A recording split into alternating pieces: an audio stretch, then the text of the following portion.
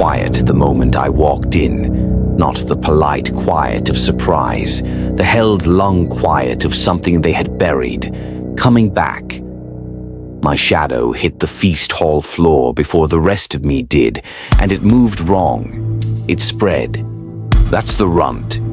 A voice near the far wall, low, certain. That's actually the Runt. I let the shadow spread. 3 years ago, Alpha Thorne nudged me off a ravine with one boot and didn't look back. Tonight, I walked through his front doors, and every wolf in that hall felt the bond signature wrapped around my throat like a collar made of something ancient and wrong, and not from here.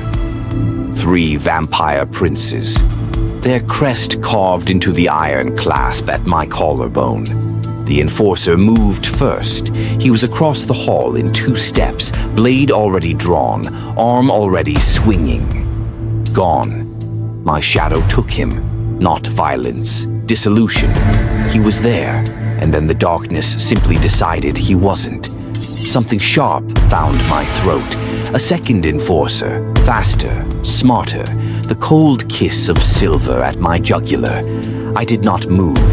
From across the hall, 3 pairs of eyes found mine through the smoke and candlelight. One red, one gold, one something I still don't have a word for. And all 3 smiled. 3 months earlier, I was on my knees scrubbing the kitchen floor before the first bell rang. The water in my bucket had gone cold an hour ago. I knew better than to fetch more. The pump was in the outer courtyard, and the outer courtyard meant crossing the main hall, and the main hall at this hour meant whatever remained of last night's feast, and the wolves who hadn't made it to their rooms. I kept scrubbing. The floor would be filthy again by nightfall. I would scrub it again tomorrow. This was the full arithmetic of my existence at 19. My hands had stopped feeling the cold sometime around my 17th year. They were red from wrist to knuckle, permanently, the way a scar is permanent. And the skin along my right palm had developed a callus so thick I could press a blade against it without flinching. I had tested this once, not for any dark reason, simply to know what I could bear. The answer, I had discovered, was quite a lot. A boot connected with my bucket, not a kick that would have required intent, and I was not worth intent. A nudge. Casual, the kind of thoughtless contact one makes with furniture. The water spread across the stones I had just cleaned, and I watched it go, and I picked up the bucket, and I started again. Above me, Wren, a 4th-tier Ironfang wolf with a jaw like a shovel and approximately the same intellectual depth, stepped over my legs without looking down. "Runt's at it early," he said. To no one. To everyone. To the wolf behind him who snorted and kept walking. I said nothing. I had learned early that words cost more than they purchased. The fire in the hearth had burned itself to orange memory, and the kitchen smelled of rendered fat and old ash, and somewhere above me the pack was beginning to stir. The low rumble of bodies rolling off pallets, boots hitting floorboards, the particular percussive rhythm of 50 wolves beginning another day that would not include me in any way that mattered. I carried the pack's water. I carried their laundry bundles when they were too heavy for the younger wolves, and the younger wolves found it amusing to watch me try. I ate last. When there was anything left, I crouched in the kitchen doorway and ate it standing, because sitting implied leisure, and leisure implied I had the same right to rest as something the pack considered worth resting. Vesper. The voice belonged to Mira, a mid-tier wolf, not unkind, which in Ironfang terms meant she simply didn't go looking for reasons to make my day worse. She appeared in the kitchen doorway with a bundle of pelts piled so high I could only see the crown of her head. Ceremony's been moved to midday. I stopped scrubbing. The shifting ceremony? Alpha wants it done before the afternoon rains. She set the pelts down on the table with the flat efficiency of someone completing a task. You'll be expected to attend. She said it without looking at me. She said it the way people deliver news they have decided is not their problem. I said nothing. She left. I sat back on my heels and looked at the stones I had been cleaning for 4 hours and felt the specific quality of dread that has no sharp edge, only weight.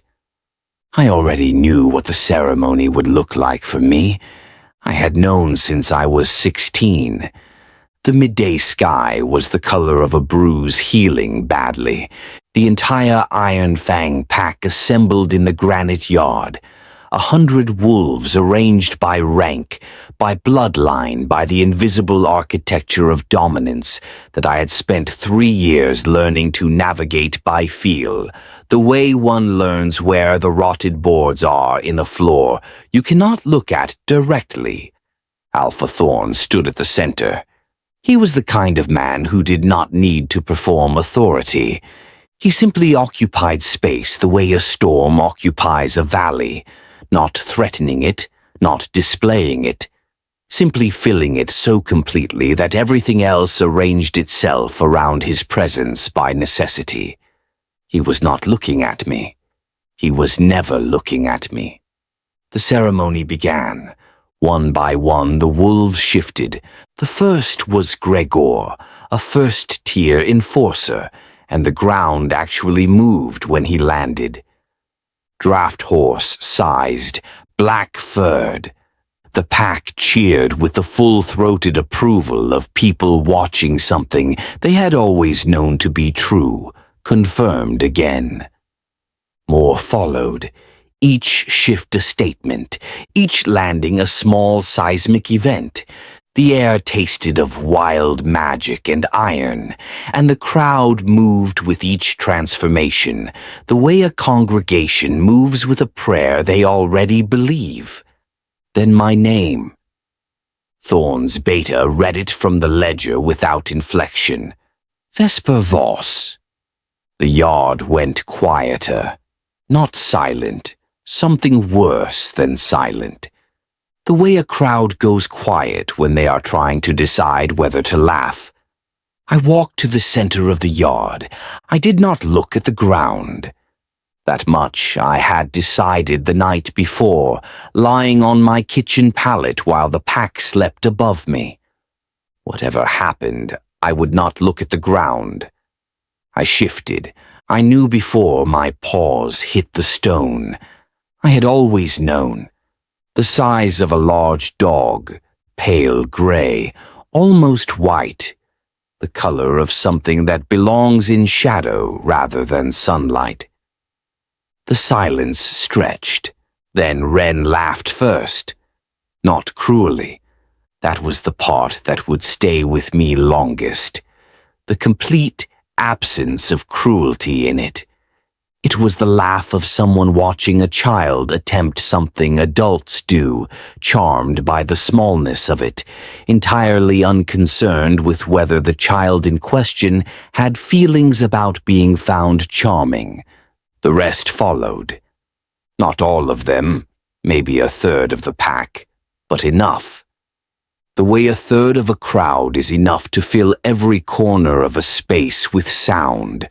I shifted back. I stood in the center of the yard in human form with the laughter still moving through the air around me, and I looked at Alpha Thorne.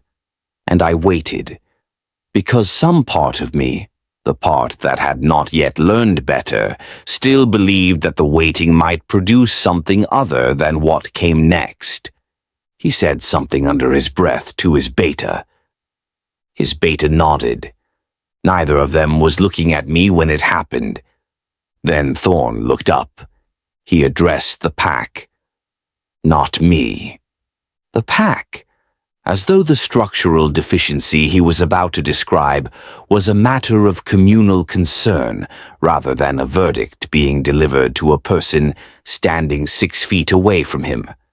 The Voss bloodline, he said, has reached its conclusion. His voice was the same register he used for weather reports and patrol assignments. Her form is an insult to what Ironfang represents. A pause. I will not give her a quick death. Something moved in my chest, not fear, something older than fear, something that recognized the specific shape of what was happening before my mind had fully assembled the sentence. That would be a waste of resources on something worth nothing. His eyes moved to me then, briefly, the way one glances at a door one is about to close. I'll return her to the wild. Nature will confirm my assessment. He looked back at his beta. Tonight, he drove the carriage himself. That was the detail I could not stop returning to during the ride.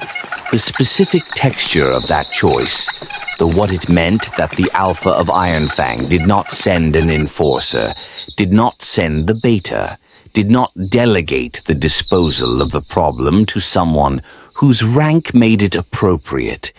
He drove it himself. Not from cruelty. From the particular contempt of someone who has decided that a task is too small to require anyone else's attention. I was not worth an errand. I was worth 10 minutes of his evening and nothing more.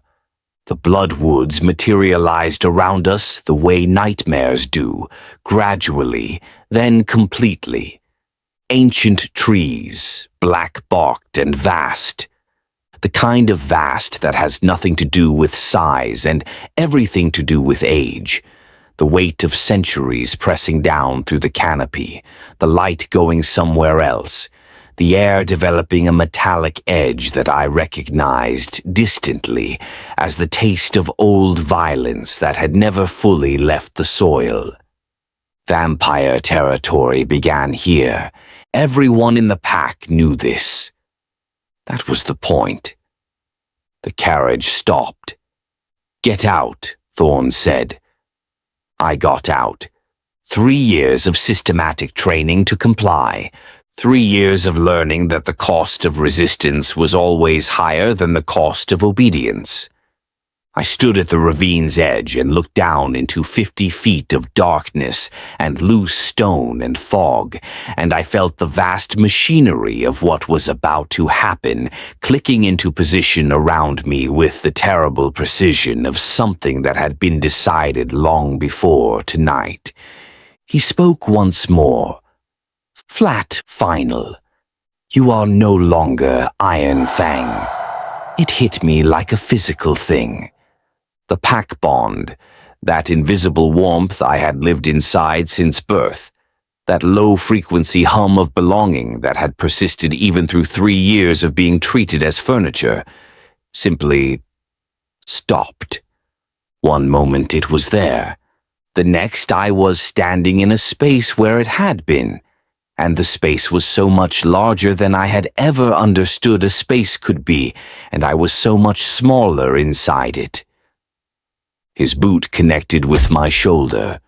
Not a push, a nudge, the same casual contact he would make with furniture.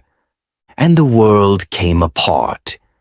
I hit the ravine wall twice on the way down. The third impact was the bottom, loose stone and cold mud, and the specific bright white nothing of pain arriving before the body has decided whether to keep going. I lay there. I could hear the carriage wheels on the gravel above, already moving. He had not waited to hear me land. The bloodwoods pressed in around me, fog thick and lightless, and somewhere deeper in the trees, something that was not a wolf and not a human, registered the sound of my landing with the focused attention of something very old, deciding whether what it has heard is interesting. I could not move my left arm. My right wrist had bent in a direction wrists are not designed to accommodate. 2 ribs, maybe 3, had filed complaints I was in no position to address. I lay in the mud at the bottom of the Ironfang Alpha's assessment of my worth, and the fog moved around me, and the thing in the trees took one step closer, and I thought, with the strange clarity that arrives only when the body has run out of options, not like this, not here, not for him. The thing in the trees took another step. I heard it not, saw it, the specific displacement of fog that something large and deliberate makes when it is deciding whether you are worth the effort of approaching. I pressed my unbroken hand flat against the mud. My right wrist screamed. I pressed harder anyway. Getting up was not a graceful process. It involved my knees, then one hand, then a sound I would prefer not to catalogue, the wet, structural complaint of ribs that had been rearranged without consent, and then I was vertical, which I counted as a victory, even though vertical meant I could now fully appreciate the 50-foot wall of loose stone above me and the complete darkness in every other direction. The fog moved to my left. I turned toward it. Not because I had a plan, because turning away from a predator is how you become something's last meal, and I had decided, in the mud at the bottom of Thorne's opinion of me, that I was not going to be something's last meal tonight. Interesting. The voice came from the right. I spun badly, on a wrist that had lodged a formal protest, and found him already there. He was leaning against the ravine wall with the practiced ease of someone who had been watching for longer than I would find comfortable. Tall, pale in the way that has nothing to do with color and everything to do with the particular quality of skin that has not seen sunlight in several centuries. Dark hair, and eyes the color of something I did not have a name for, not gold, not amber, something older than both, watching me with an expression I could not read because it contained too many layers, and I did not have the vocabulary yet for any of them. "You're still upright," he said. "Barely," I said. "Still," he tilted his head. "Most wolves who go over that ravine stop trying after the first rib. How many wolves have gone over that ravine?" A pause. More than Ironfang would prefer anyone to know about. 2 more figures materialized from the fog. The second moved like water, finding its level unhurried, inevitable, and when the dim light found his face I understood, in the visceral way one understands a flame, that this was something that had been beautiful for so long it had stopped being a feature and become simply a fact about him. Dark eyes, sharp jaw, and an expression of such precise, clinical assessment that, being looked at by him, felt less like being seen and more like being read. "She's losing blood from the shoulder," he said, to no one in particular. "I'm aware," I said. "I wasn't speaking to you. I'm the one bleeding." Something shifted at the corner of his mouth, not quite a smile, the architectural suggestion of one. "Fair point," he said. The third one had not spoken yet. He stood at the edge of the light, or rather, he stood where the light ended, and made no particular effort to enter it, and what I noticed first was not his face, but the quality of stillness he occupied.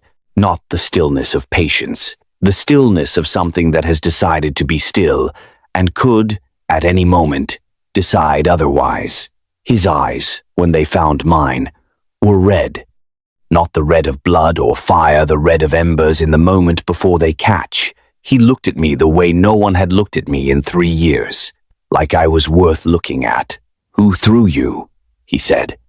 His voice had an edge to it, that the others' voices didn't, something unpolished, something that had never bothered to learn the courtly smoothing that covered what the first 2 said in silk. "Ironfang Alpha," I said. The air changed. It was the only way I could describe it. The temperature didn't shift. The fog didn't move differently.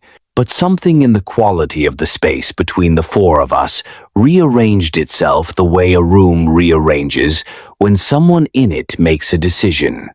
The red-eyed one looked at the golden-eyed one. The golden-eyed one had gone very still. the dark-eyed one, the clinical one, had produced a small leather case from somewhere inside his coat and was opening it with the focused attention of someone who has moved past the question of whether to act and is now simply acting.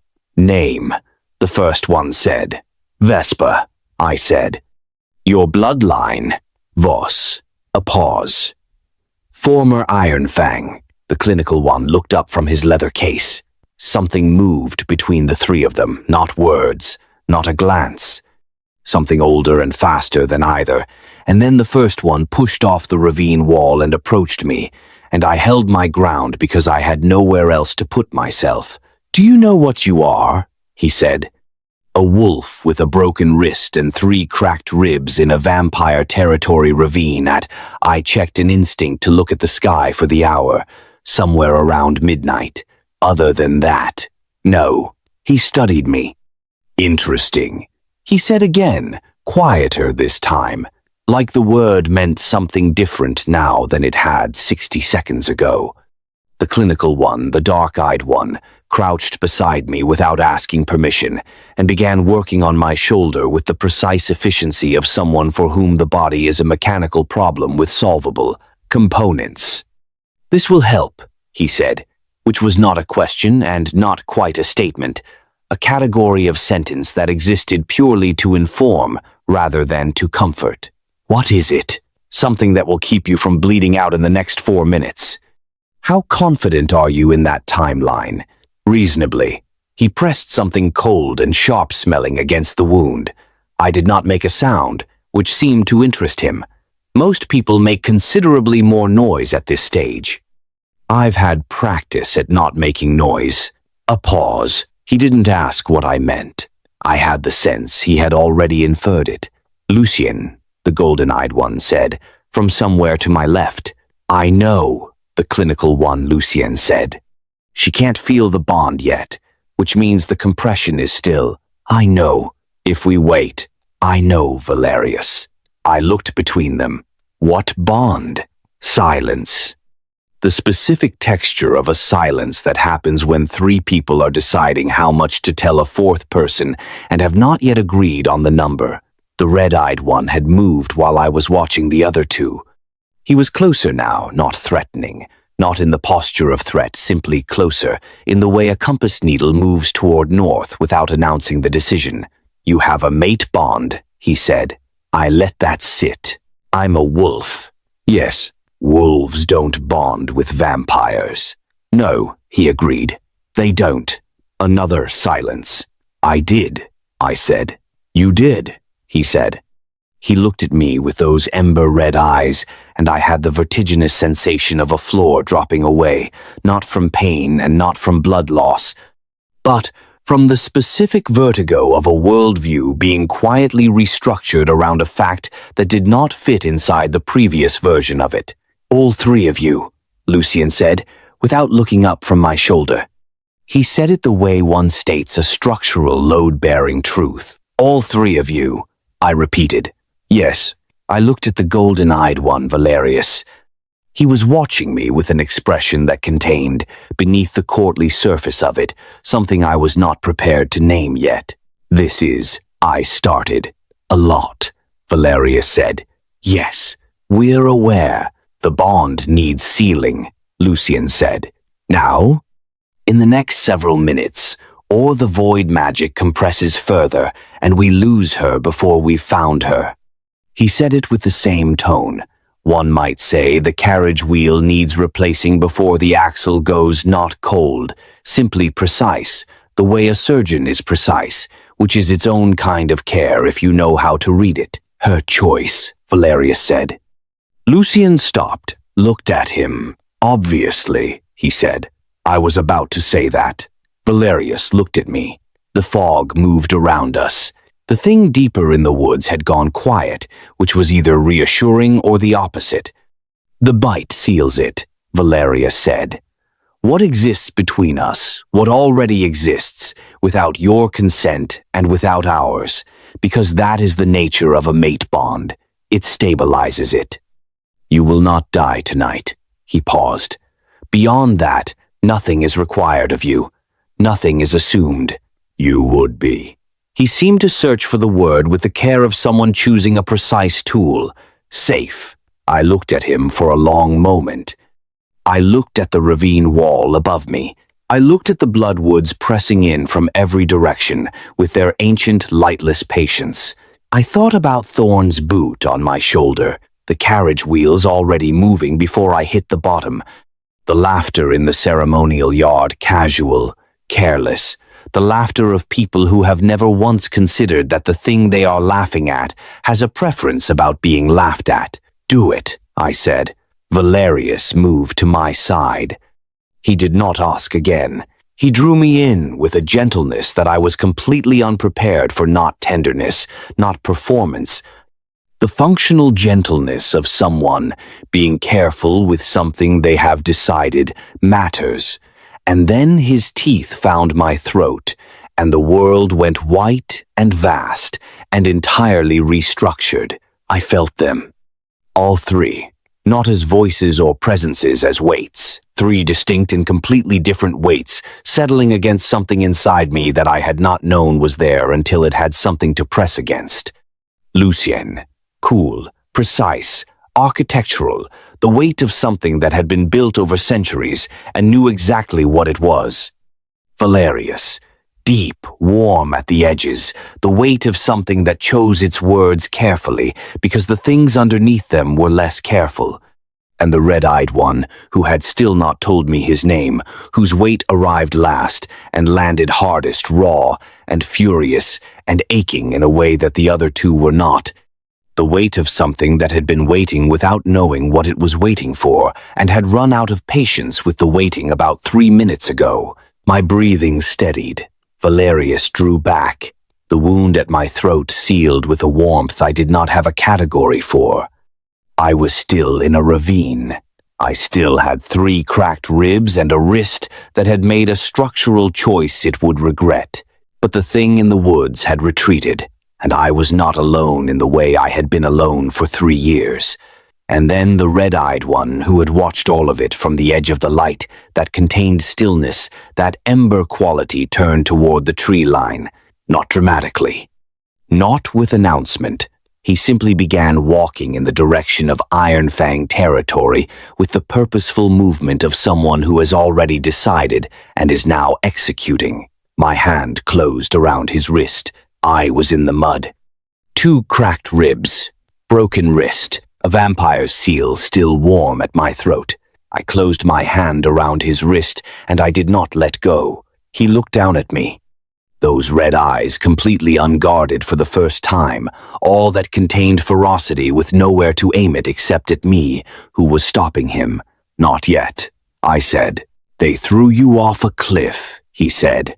I know, I was there. A long silence. Lucien and Valerius had gone very still. When it happens, I said, I need to be the one who does it, not you, me. I held his gaze. Do you understand the difference?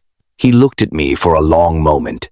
Then he crouched beside me in the mud, this ancient, barely leashed thing in the body of someone who had clearly never once in several centuries been told to wait, and said, very quietly, "Then you'd better get strong enough to do it before I lose my patience." It was the most romantic thing anyone had ever said to me. I filed it away and said nothing. "Cassian," Valerius said quietly. The red-eyed one, Cassian, stood. He did not offer me his hand. He simply waited, 3 feet away, in the posture of someone who has decided to stay and has made peace with what that costs him. Valerius caught me before I hit the stone. I had not noticed I was falling. They carried me out of the ravine together. 3 vampire princes moving through the bloodwoods in the fog, with a broken wolf between them, and the trees closed behind us like a door, and the obsidian spires of something I had no name for, yet rose against the bruised sky ahead, and somewhere behind us, the Ironfang pack slept in their warm granite halls, entirely unaware that the thing they had discarded had just been picked up by something considerably older and considerably less forgiving than the wild. I passed out before we reached the gates. Cassian's hand was at my back when I went. I noticed. I woke up on a bed. This was, in itself, disorienting.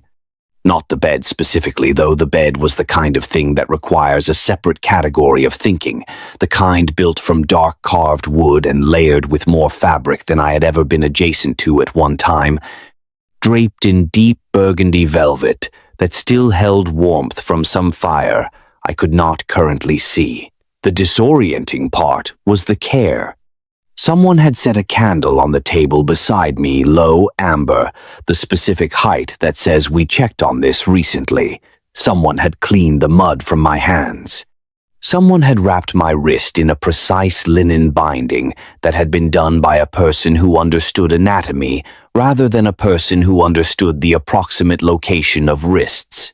I lay still for a moment and took inventory.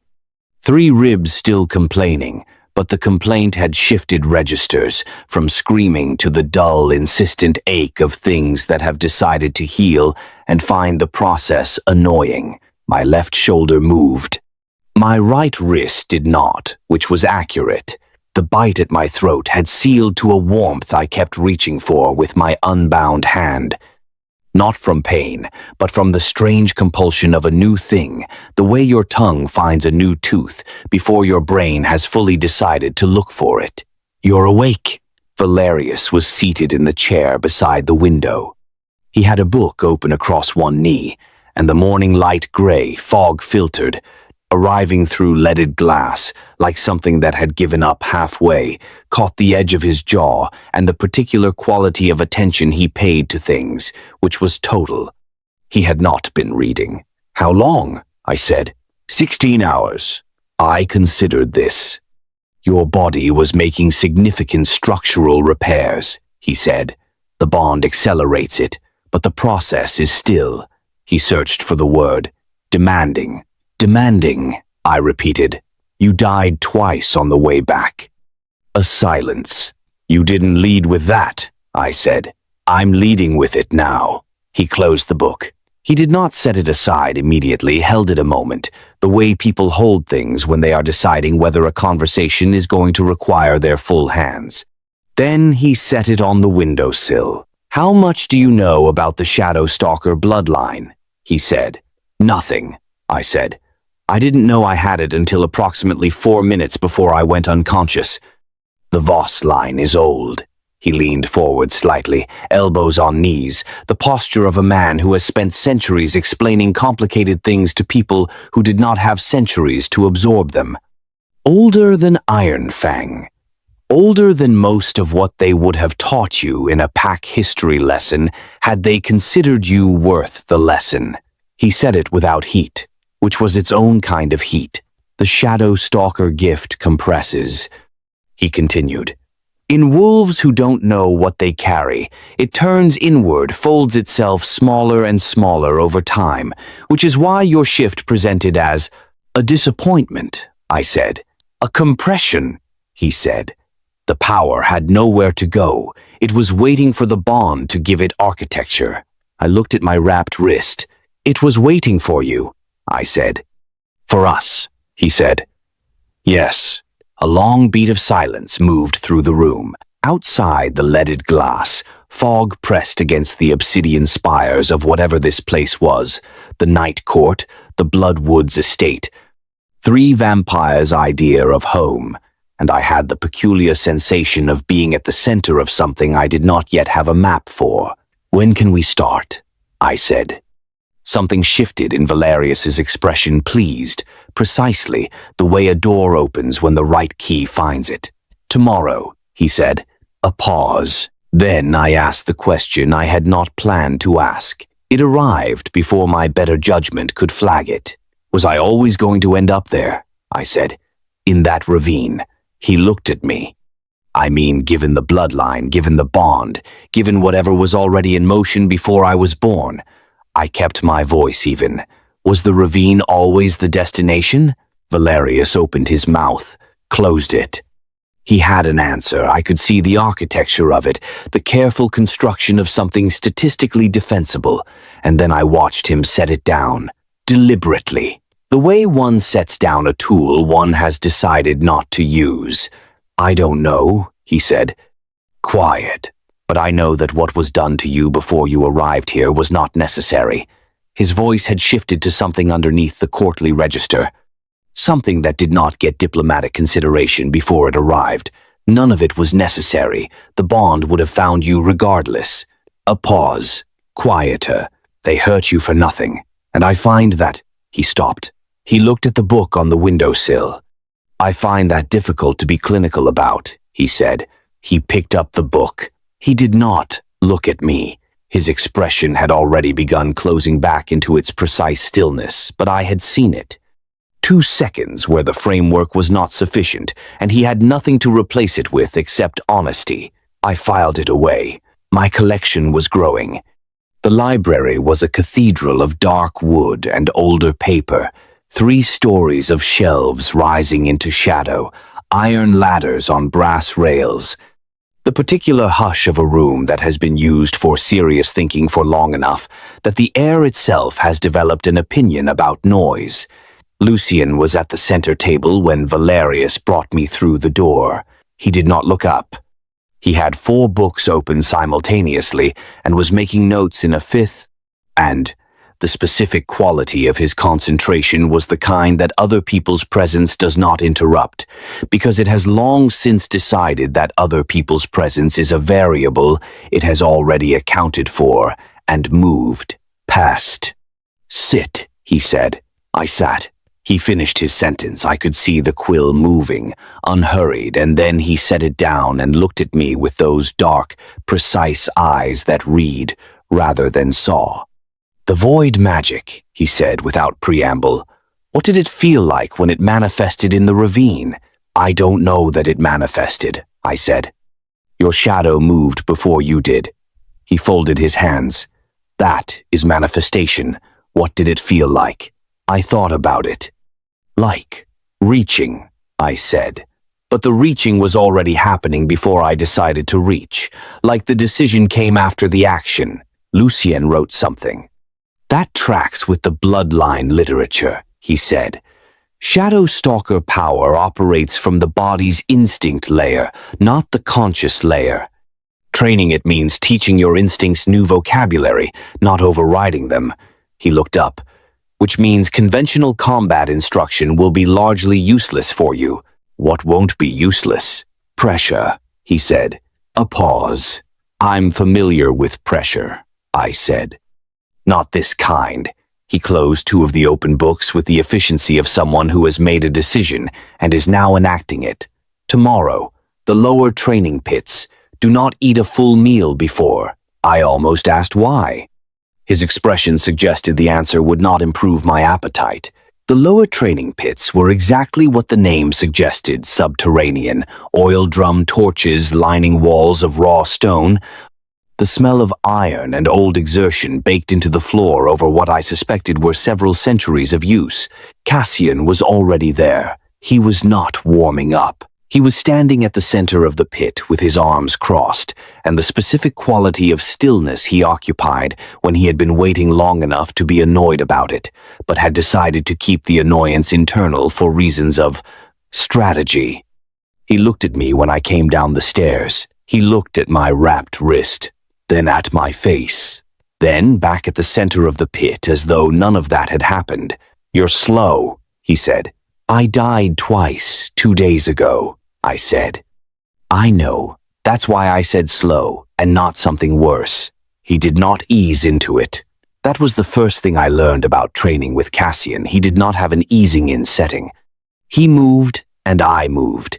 And the first 3 times I hit the stone floor, I hit it badly, because I was still operating from 3 years of learned smallness, the trained flinch, the automatic contraction, the body's rehearsed response to incoming contact that made itself smaller, hoping the contact would cost less.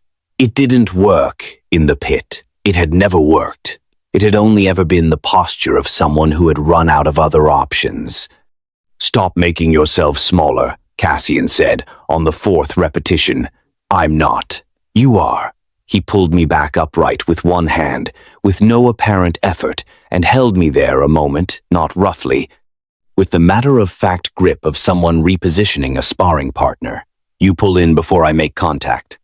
3 years of someone teaching your body that small is safer. His jaw tightened briefly. It's not a criticism. It's a problem we're going to fix. I looked at him. How? By making contact until your body learns that the flinch doesn't help. He stepped back into his starting position. Again, and again. The 5th time I hit the floor, something shifted not in my body but beneath it, in the layer Lucien had called instinct vocabulary, the layer below the learned smallness, and my shadow spread across the stone in a direction the torchlight could not account for. I looked at it. Cassian looked at it. Neither of us spoke for a moment. Then I pulled the shadow back, and it came not perfectly, not with anything approaching control, but it came, and I was on my feet before Cassian moved again.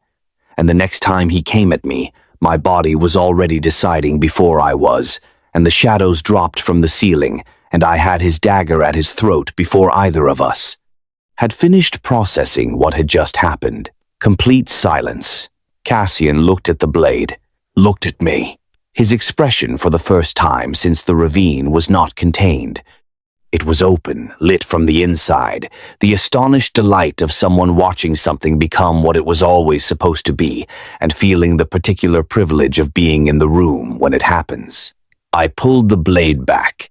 The dagger had slipped from my grip in the drop I hadn't noticed in the moment, and it was lying between us on the stone floor now. Cassian picked it up. He held it out to me, hilt first, those ember red eyes still carrying that unguarded delight, and he said nothing because there was nothing that needed saying but the deliberateness of it, the care of the gesture, the choice of hilt first, from the most uncareful of the 3 princes, said every single thing that his vocabulary had apparently decided was not its jurisdiction.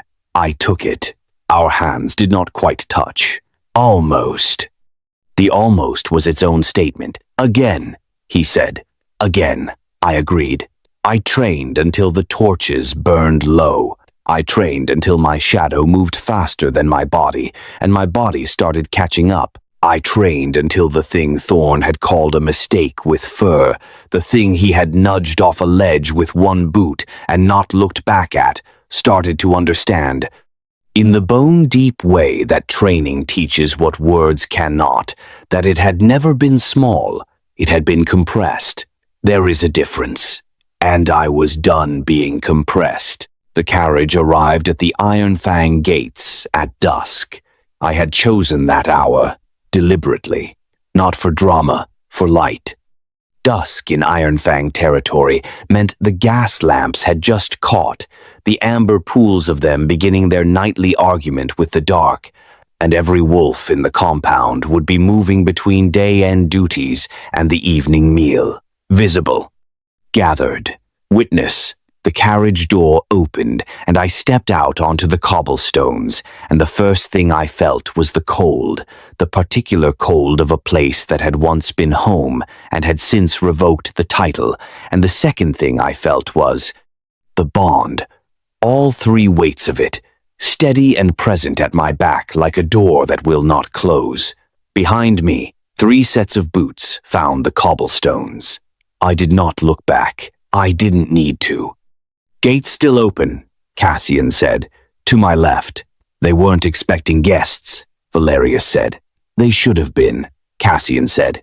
The wolves at the gate saw us first. 2 enforcers, young, 3rd tier. The kind of posting that goes to wolves who haven't yet made enough mistakes to be reassigned somewhere less visible, and I watched the sequence move across their faces like weather across a valley. Recognition. Confusion. The specific recalibration of someone who has seen something their understanding of the world cannot immediately accommodate.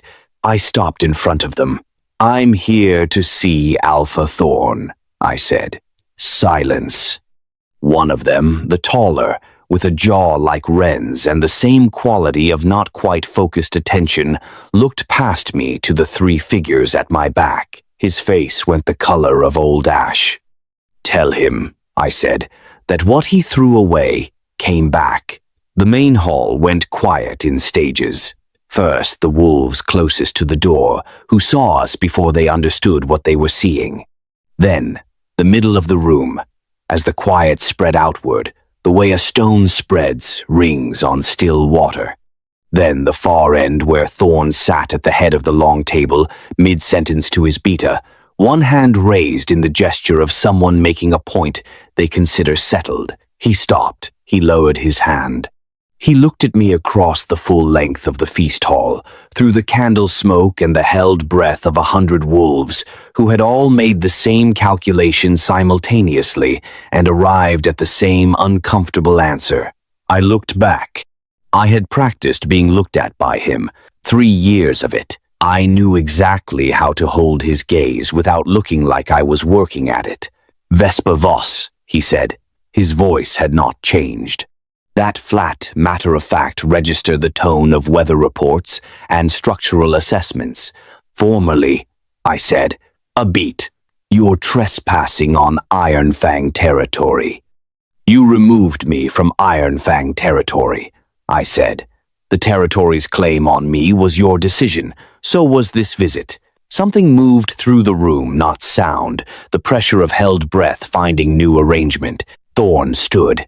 He was, as I remembered, the particular physical authority of an alpha who had never once in his life doubted his right to the space he occupied. Every movement. The movement of someone who has never been asked to make himself smaller. He looked at the 3 figures behind me. Something crossed his face. Not fear. The precursor to fear the moment before the body admits what the mind has already calculated. "You've aligned yourself with the Night Court," he said. "They aligned themselves with me," I said. "There's a difference." He came around the table. The pack parted for him, the automatic, trained parting of 100 wolves who had learned over years that Thorne moving through a room was an event that required accommodation. He stopped 10 feet from me. "You were returned to the wild," he said. The pack bond was severed. "What you carry now," his eyes moved to the crest at my collarbone, "is a foreign claim on Ironfang-born blood." "I'm not Ironfang-born blood," I said. "You told me that yourself, publicly, in front of all of them." I let my gaze move across the room unhurried, taking in the faces, the postures, the particular quality of stillness that had settled over wolves who were watching something they did not yet know how to categorize. Some of them I recognized. Wren, near the far wall, with the shovel jaw and the boot that had nudged my bucket. Mira, who had not been unkind, who had delivered the ceremony news to the kitchen doorway without looking at me. The 2 enforcers who had shoulder-checked me into walls because the larger wolves found it diverting. They all looked back. None of them were laughing. "You're nothing," Thorne said. "You keep saying that," I said. "You said it at the ceremony. You said it at the ravine." I looked at him, and yet here you are, saying it again. Which suggests the first 2 times didn't quite settle it. His jaw tightened. "Shift," he said, cold. "I'm sorry? If you've come back with power worth demonstrating, demonstrate it." He spread one hand, the gesture of a man extending a courtesy he expects to enjoy. "Shift. Show the pack what the Bloodwoods gave you." I looked at him for a long moment. "You first," I said. He shifted. The hall shook. I had forgotten 3 months in the Night Court, 3 months of training pits, and Lucian's bloodline records, and Cassian's unflinching instruction. I had forgotten the scale of an alpha in full shift. He filled the center of the hall. Black-furred, vast. The wolves around the walls pressed back, not from fear of Thorne, from the sheer physical displacement of something that large, moving in an enclosed space. He looked at me with yellow eyes the size of my fist, and waited. I looked back. I thought about the kitchen floor, the cold bucket, the boot against my water pail nudge, not kick, because I wasn't worth the distinction, the carriage wheels moving before I hit the bottom. I thought about Cassian's hand at my back as I lost consciousness in the blood woods. Valerius's voice saying you died twice on the way back, with the particular care of someone who had stayed awake counting. Lucian's quill going still. They hurt you for nothing. I shifted. Not the domestic dog shift of a compressed bloodline.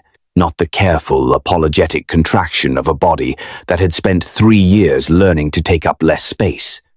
The shadows came first from the walls, from the ceiling, from the dark behind every torch, the darkness between every candle, pouring inward like water, finding a drain, gathering, thickening, taking shape around the shape I was becoming. I was the size of Thorne, for one breath, then larger, not in body. The void doesn't work in body, but in the weight of what I occupied. The shadows extended me past my edges. The wolves along the walls made a sound I had never heard from a wolf pack before. Not a roar, not a cheer, a silence so complete it had texture. Thorne's yellow eyes were no longer reading me as a structural deficiency. I held the shift for exactly as long as it needed to be held. Then I came back to human form, standing steady, the shadows retreating to their proper positions, as though they had simply been waiting for permission to return. The hall was very quiet. "The Shadow Stalker bloodline," Valerius said, from behind me into the silence. He said it the way one states a historical record. "The Voss line." A pause. "You threw away the oldest predator bloodline in this territory because she did not present as you expected." No one answered him, because there was no answer for that. Thorne shifted back. He stood across from me in human form, and the precursor to fear had become the thing itself. Though he was managing it, the careful management of an alpha who understands that showing fear in front of his pack costs more than the fear costs. "This changes nothing," he said. "It changes everything," I said. "You have no standing in Ironfang territory. You have no claim." "I'm not making a claim," I said. He stopped. I looked at him. "I'm not here for the territory," I said. "I'm not here for the pack. I'm not here to take anything that was yours." I kept my voice, even the tone of weather reports and structural assessments, his own register, returned to him.